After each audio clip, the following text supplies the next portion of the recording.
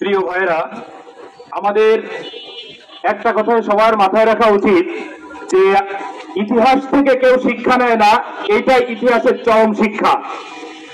July August আন্দোলনে 2000-এর অধিক ছাত্র জনতার আত্মত্যাগের বিনিময়ে আমরা যে নতুন বাংলাদেশ পেয়েছি, সেই বাংলাদেশে এরকম একটি হামলা কখনো প্রত্যাশিত ছিল না।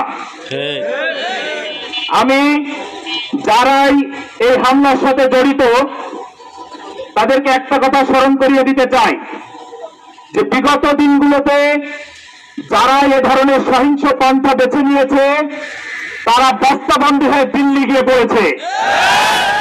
তো আমরা আমার জানা মতে বাংলাদেশ ইসলামী ছাত্র শিবির এবং জাতীয়তাবাদী ছাত্র দলের ভাইয়েরা কাঁধে কাঁধ মিলিয়ে জুলাই আগস্ট আন্দোলনে অংশগ্রহণ করেছে। কোন দলের আন্দোলনকে, কোন দলের আত্মত্যাগকে ছোট করে দেখার সুযোগ নেই। শুধু এটাই আহ্বান জানাবো, আমার যতদূর জানা বাংলাদেশ ইসলামী ছাত্র শিবির, বাংলাদেশ জামাত ইসলামী প্রতিটা কর্মী তার নিজের আপন ভাইয়ের মতো দেখে। এখন যদি মনে করেন আমাদের কোন ভাইকে আঘাত করে আপনি বাঁচবেন, তাহলে ভুলের সঙ্গে বাস করছেন। বাংলাদেশ ইসলামী ছাত্র শিবিরের কেন্দ্রীয় নির্দেশনা মোতাবেক এখন ইসলামী ছাত্র শিবির সর্বোচ্চ দরজার পরীক্ষা দিয়ে যাচ্ছে। আপনি তাদেরকে লাগাবেন না, কারণ এর পরিণতি বিগত দিনে ভালো হয় নাই, যেটা এখনো আমাদের সে ক্ষত। যারা এবার দেখছেন অনেকে এলাকায় কুরবানি দিতে পারেন না, এটা তো জ্বলন্ত দৃষ্টান্ত। এরপরেও কেন আপনারা এগুলো করছেন?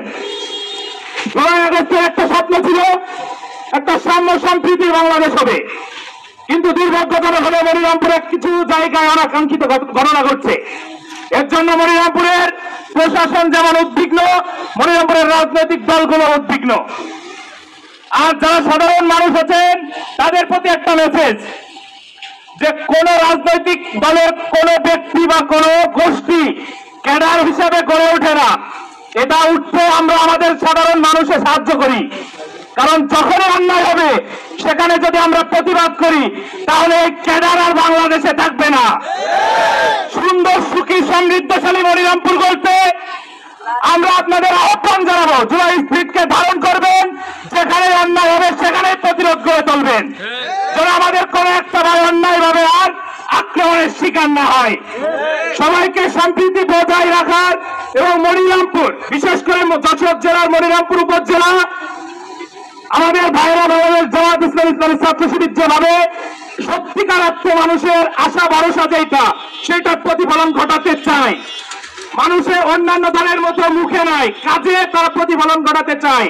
আপনারা সেই কাজে সাহায্য করবেন, এই আশা ব্যক্ত করে এখানে আমার সংক্ষিপ্ত বক্তব্য শেষ করছি। আল্লাহ হাফেজ। তো জবাব দেওয়ার জন্য প্রস্তুত হয়ে আছে শুধুমাত্র অপেক্ষার পালা। ভাই আমার, আমি সাংবাদিক বন্ধুগণ, এখানে জাতীয় সাংবাদিক অনেকে রয়েছেন, আপনাদের কাছে মাধ্যমে জাতির কাছে আমি মেসেজ পৌঁছাতে চাই। জামাত ইসলামী ইসলামী ছাত্র শিবির বাংলাদেশে জুলাই বিপ্লবের পরে যেমন কোন মানুষ যারা আমাদের উপর অত্যাচার করছে, তাদের পরে নির্যাতন করাই, আগামী দিনগুলোতে এদেশের মানুষের পাশে থেকে অন্যায়ভাবে কোনো কাজ না করে ন্যায়ের পথে ইনসাফের সাথে সুন্দর, সুখী, সমৃদ্ধশালী একটি রাষ্ট্র গঠন করার জন্য কাজ করে যাবে ইনশাআল্লাহ তাআলা। এই আন্দোলনে আগামী দিনগুলোতে আপনার এই আন্দোলনে শরীর হওয়ার জন্য আহ্বান জানাই এবং যেখানে অন্যায় সেখানে প্রতিবাদ করার জন্য আহ্বান জানাই। প্রিয় বাইরে দেশবাসী, আমি বলতে চাই, আজকে যে ঘটনা এখানে করেছে, এই ঘটনার তীব্র নিন্দা এবং প্রতিবাদ জানাচ্ছে। সাথে সাথে আগামী দিনগুলোতে যদি কোনো ঘটনা ঘটে, এই দায়ভার জামাত ইসলামী নেবে না, ইসলামী ছাত্র শিবির নেবে না, এই কথা আমি স্পষ্ট জানিয়ে দিতে চাই। সাথে সাথে প্রশাসনের ভাইদেরকে আহ্বান জানাতে চাই, ঘরে বসে থাকবেন না। আওয়ামী লীগের ভাইদেরকে বলতে চাই, বাজারে বুঝে হাসাহাসি করবেন না। আমরা লক্ষ্য করি কে কোথায় কি করছেন। বিগত দিনগুলোতে যা করেছেন এটা মনে করেন না আমাদের ভিতরে প্রতিবাদ চেষ্টা করছে, কিন্তু যদি কেউ উদ্যোগ করে এসে আগে আগ বাড়িয়ে পা দিয়ে আমাদের সাথে শত্রুতা করতে চায়, দুশ্মনী করতে চায়, বন্ধুত্বকে পায়ে তোলাতে চায়, অবশ্যই তার সমুচিত জবাব পাবে ইনশাআল্লাহ তাআলা। আমি আবারও বলতে চাই, আসেন আপনারা যারা আজকে এসেছেন এই প্রোগ্রামে সকলকে মোবারকবাদ জানাই। বিশেষ করে ইসলামী ছাত্র শিবিরের যারা সেখানে এসেছেন আমি পুলটে ইউনিয়নের পক্ষ থেকে, মানরামপুরবাসীর পক্ষ থেকে মোবারকবাদ জানাচ্ছি, ধন্যবাদ জানাচ্ছি। সাথে সাথে এই ইউনিয়নবাসী যে আমাদের সাথে সহমর্মিতা প্রকাশ করেছেন এই জন্য সকলকে ধন্যবাদ জানাচ্ছি, সকলকে মোবারকবাদ জানিয়ে, সকলকে কল্যাণের পথে আহ্বান জানিয়ে আমার কথা শেষ করছে। বাংলাদেশ জিন্দাবাদ, বাংলাদেশ জামাত ইসলামী জিন্দাবাদ, ইসলামী ছাত্র শিবির জিন্দাবাদ। আসসালামু আলাইকুম ওয়া রাহমাতুল্লাহি ওয়া বারাকাতুহু। অথবা সেক্রেটারি বা সাবেক যারা দায়িত্বশীল আছেন, এই বন্ধু সংগঠনের ভাইদের উদ্দেশ্য যদি ভালো হতো তাহলে তারা ওবায়দুল্লাহ, লিয়াকত আলী, আবুল বাশার, বেলাল হোসেনকে খোঁজ করত।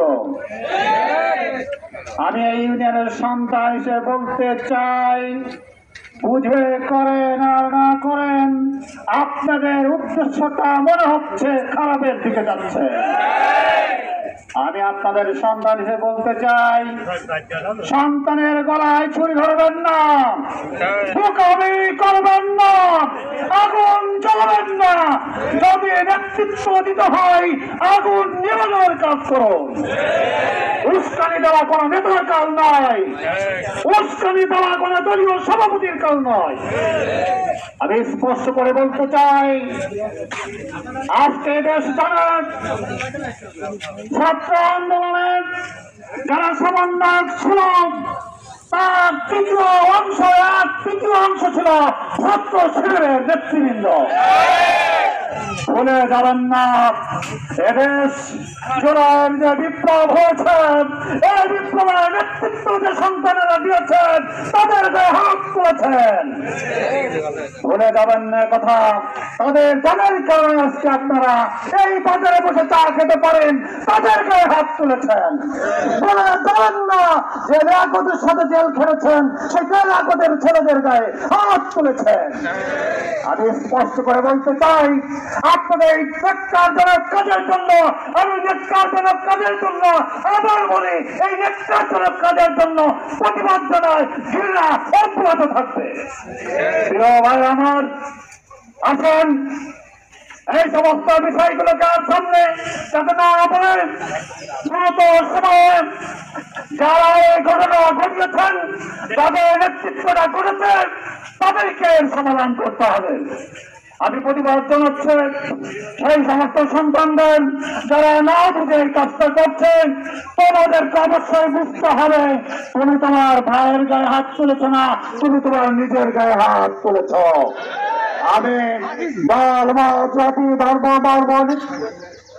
ধর্ম, বর্ণ নির্বিশেষে সকলের কাছে আহ্বান জানাতে চাই, জামাত ইসলামী যেভাবে নির্যাতিত হয়েছে বিগত সরকারের আমলে এত নির্যাতিত অন্য কেউ হয় নাই। তার বাস্তব প্রমাণ আপনাদের সন্তান লিয়াকত আলী, আবু সাহেব মোহাম্মদ ওবায়দুল্লাহ, আবুল বাশার সহ অনেকে এই কথা লিখতে বলেন।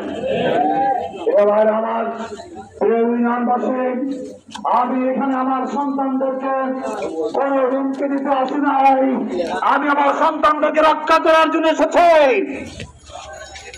আর যদি নতুন কোন ঘটনা ঘটে এটা নিয়ন্ত্রণের বাইরে চলে যাবে। আমি স্মরণ করে দিতে চাই কেন আমরা দেরি করে আজকে এখানে আসলাম। আমরা মনে করেছিলাম আপনাদের নেতৃবৃন্দ, এখানে যারা আমাদের বন্ধু সংগঠন আছে সেই নেতৃবৃন্দ অবশ্যই এই ভুলের জন্য আমাদের সাথে কথা বলবে, কিন্তু লক্ষ্য করলাম যে তারা মনে করে যেটা একটা যারা দলে বেশি আছে কোন কাটিকুটি। আমরা কোথা থেকে বেশি আসি নাই, আর এখান থেকে ভেসে বাংলাদেশে কোথাও যাবো না ইনশাআল্লাহ তাআলা। যদি কোনো কিছু করতে হয় এখানেই হবে, কোনো কিছু যদি প্রতিবাদ করা দরকার এখানেই করা হবে, কোনো কিছু যদি নতুন করে সিদ্ধান্ত নিতে হয় এখান থেকেই সিদ্ধান্ত শুরু হবে। এই জন্য আমি বলতে চাই, আসেন আজকে যারা এই ঘটনা ঘটেছেন তারা আমার সন্তান। তোমাদেরকে বলতে চাই